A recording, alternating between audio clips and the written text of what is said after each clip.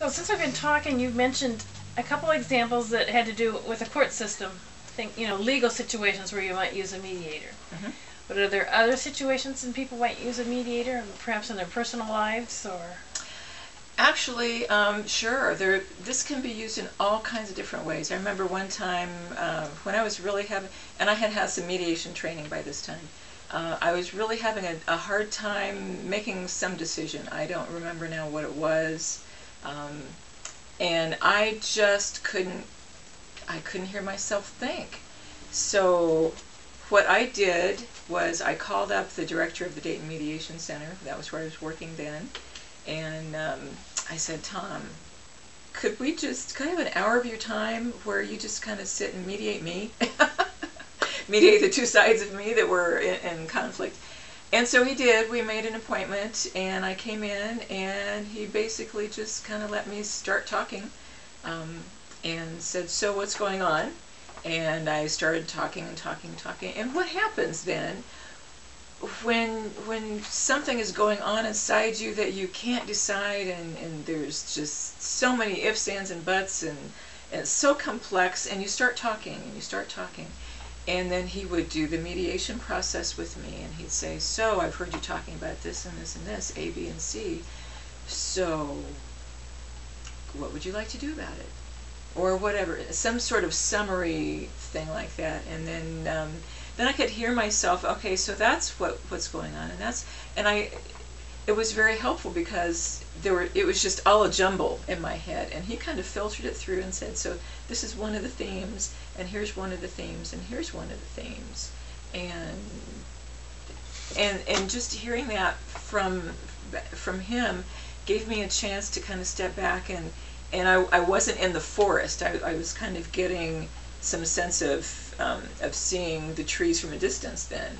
And then when he invited me to say more about it, then I was like back in the forest and among the jumbles, and that was really helpful. And I remember feeling at the end of that yeah, that was what I really needed at that time, because it helped me make some sense out of the confusion that my mind was in right at that time. So it can be very helpful just to mediate yourself, just to have somebody else listen well, and not try to fix it for you. He wasn't trying to fix it for me. He was just getting me to talk so that all that stuff could come out. And then what happens, the magic of this, is when you talk and talk and talk and talk and talk, and you have somebody who's listening well to you and who can reflect back to you, so you've said this and this and this, and gives you a chance to talk again, and then they reflect back again, so you said this and this and this and this. Then suddenly you have a chance to connect with the inner wisdom, that everybody has a connection with the inner wisdom. Sometimes it's just, there's just so much in our heads that we can't find that connection. And then you finally go, oh, now I got it. Yeah, now I've got the clarity and the insight that I needed. And it didn't come from the mediator. It came from right inside the person. And that's really all it takes. Sometimes we just have to have the chance to keep talking and talking and talking and talking. And then that answer comes, and it comes from right within. My belief is that we have all the answers inside us. Basically, if we can ask the question, we also have the answer, and it's right there inside. And we don't need somebody to fix it for us. We don't need anybody to make it all nice for us, or to give us the answers, or to give us money. That's really irrelevant, because we have the answer right inside. We may not know it, and we may not know that we have the answer, but it's there. So are there any other ways that mediation could be helpful? I can see a couple of different ways to answer this. There's a process, a mediation type process. That's one of the things that I researched in my master's degree thesis, and that was about indigenous forms of conflict resolution. I wanted to find out, since I'd been a court reporter for 20 years, in the courtrooms taking depositions and trials and hearings, and I could see for myself that it didn't really work for people. I wanted to see what the answer was, what did work for people. So one of the things that I researched was some of the traditional indigenous ways of problem solving. And one of the models is called the family group conferencing model, which is like mediation on a large scale, where you have a room full of people. And what they would do is, and this comes from the Maori of New Zealand, the way that they solve some of their family problems is, let's say we've got a juvenile who gets in trouble, whatever he's doing in the community. Maybe he's spraying graffiti. Something. We'll just say that that's an example. They would call. There would be a police report. He'd get caught or whatever, and have a juvenile record, or be threatened with having a juvenile record. And then, so what the process does, the family group conferencing model, then they give this. They give the referral to the person who, like me, would be the facilitator. The facilitator then meets the juvenile person, the young person, meets the family, and then also includes all the other people who would be involved with the case, such as maybe a probation officer. Who knows what other professionals might be involved. There might be a therapist, mental health counselor. There might be a social worker involved. I'm not sure who all the professional people would be, but then we would invite everybody into the same room. And that's the kind of cases that I work with right now. The cases that I get are families, Native families, who are in danger of losing their children to the Child Protective Services here in Iowa. And so I meet the Native families who are in danger of losing their children, and I meet them, and I explain the process to them. And then I also contact the people who are working with them, who are paid to work with them. They'll give me also the names of the people that they would like to have invited to the meeting, like their family members, friends, relatives, people that they feel support them. Sometimes they don't feel that there's any support that they have at all, and they just only just want the attorneys, their attorneys, and their social workers, people that they know. So anyway, we invite everybody to the meeting at the same time, and then what we talk about, and like the family group conferencing model, we talk about the person's strengths, talk about what they would like to get done at the meeting, what their purpose would be, and then the strengths that they already have, and the strengths that the extended family already has to get that done. And we talk about then the needs and concerns. So if this young man, let's say he's spraying graffiti, so what would be our purpose for that? It would be to keep him out of court, for one thing, to keep him from having a court record, and maybe he needs to make an apology to the person whose building he sprayed. Maybe he needs to paint over it, something like that, remove the graffiti himself. Who knows what the solution might be, but we all get together and talk about the strengths, talk about the needs and concerns, and make an action plan. So everybody there would be kind of making, you might call it a sentence. We don't really necessarily call it a sentence, it's an action plan. So this type of model can be used for a circle sentencing program.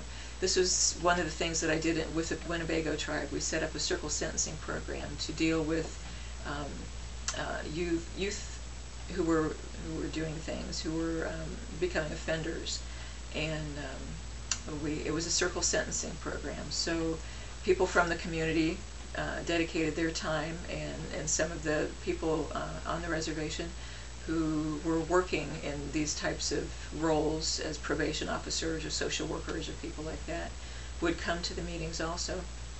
And there would be 4 rounds. The first would be introducing why we're here, the purpose of the meeting, and then there would be a talking stick. If we were talking with the Winnebago Circle, there would be a talking stick, and everybody could talk about the strengths of the family, the strengths of the young man, and everybody would have a chance to listen.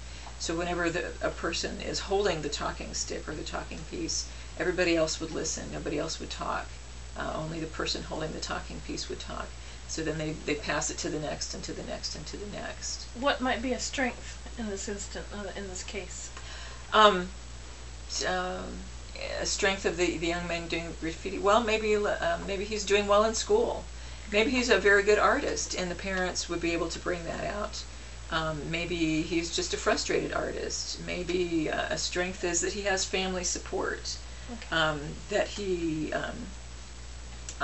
gee, what else could there be? He might be a good athlete. He might be, I don't know. There could be so many things. It could be so different. Um, just whatever that person's strengths would be. And then the needs and concerns would be, obviously, so the strengths would be one round, and the third round would be the needs and concerns. Well, gee, this young man, we're concerned about him because not only is he doing graffiti on this one place where he got caught, we're also suspecting he might be doing drugs, so we're concerned about him for that. We have other needs and concerns. Maybe he's been running away from home. Maybe he had been doing well in school and now he's not, and we don't know why. Just listing all the needs and concerns, and so that's the third round. And then the fourth round would be the action plan. Well, so what can we come up with to make it right? We can't make it perfect. We can't make it the way it was before this happened, but what would restore the balance and harmony to the situation? And that's another thing that I need to talk about too. People come into these family team meetings that I facilitate here, and there is no judge saying, okay, everybody be quiet, I'm talking now. Everybody has a chance to talk. Everybody's expected to talk, and it's a free, that's not a free for all, but it's a free expression. I want everybody to participate. If you're not going to participate, you shouldn't even be there. But I want input from everybody. And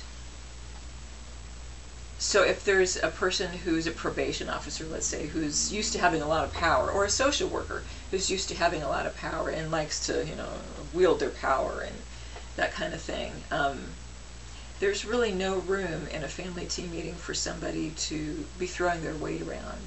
Everybody is equal in that setting. Everybody has equal input, no matter whether they have a law degree behind their name, they have those initials behind their name, or they're the judge, or they are the social worker and they're a master of social work, or even if they've never completed 6th grade yet.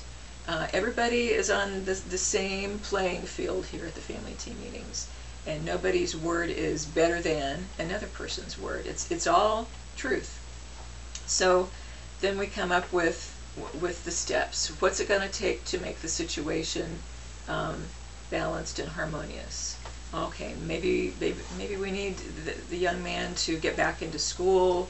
Maybe he's not. Maybe he's been skipping a lot of school lately. What's going on with that? So we need to have him back in school. Maybe he needs a little bit of counseling to deal with this. Maybe there's stuff going on that he doesn't want to tell the parents. Maybe he needs to spend some time with an uncle so that he might be more comfortable with the uncle than he is with his own parents. Maybe that would work better. And maybe the uncle is there at the meeting and we can have the uncle's input also. There could just be a number of action steps that could be taken. So we all talk about what the possibilities are. We make the action plan, and then it's the way the action plan is set up. It's who will do what by when. So everybody at the meeting could be having their own little task to do by a certain date. And then what I do at the end then is I'm taking all these notes, either on my little iPad or on big sticky notes that I tape to the wall. I take those notes, we create the action plan, I give everybody a report either there at that day, or send them a report by email or by US mail. And then everybody has their checklist of things that they've got to get done, or that they need to get done by the next meeting. We plan a next meeting, usually maybe 2 or 3 or 4 more, depending on what's necessary to resolve that situation. And that's the way the family team meeting cycle goes then. It comes in, the case comes in, we meet, we talk about the strengths, the needs and concerns, the action plan, they go do their thing, we come back and we see what got done or what didn't get done the next time. And we keep going through that process until it's obvious either that the person is finished and yay, we can celebrate, and or for some reason can't get these things done. And then so that's information. So what needs to happen next?